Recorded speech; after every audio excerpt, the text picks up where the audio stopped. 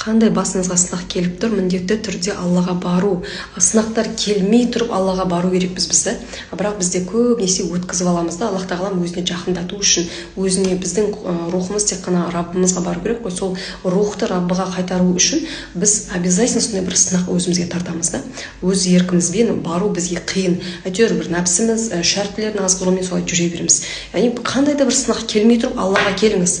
Жүрегіңізде қандай бір сынақ, яғни ауыр сынақтар келмей тұр бе, күйеумен болсын, баламен болсын, денсаулықпен болсын, ауыр сынақтар келмей тұрған кезде сіз Аллаға келіңіз. Аллаға қаншалықты жақын боласыз, қаншалықты аузыңыз зікірде болады, қаншалықты құлшылығыңыз болады, қаншалықты оразаңыз болады, қаншалықты сіз Раббыңызға жақын болсаңыз, Аллах тағалам сізді ондай ауыр сынақтармен сынамайды ешқашан. Себебі сынақтың түбірі тек қана ол Раббысын табу ғана болды. Аллах тағалам құлдарын жаман көргеннен сынақ жібермейді ешқашан. Тек қана Рабб өзіне қайтару үшін ғана, өзіне тәубеге келтіру үшін ғана, өзінің рөлінен тайып кетіп жатқан кезде жәннатқа кіру үшін ғана сондай сынақтармен Аллах тағалам құлдарын тәрбиелейді. Сол себептен иншаллах барынша құлшылықтарыңызды көбейтіңіздер. Қандай амалдан болса да, аздан болса да, көптен болса да жасап бастаңыздар.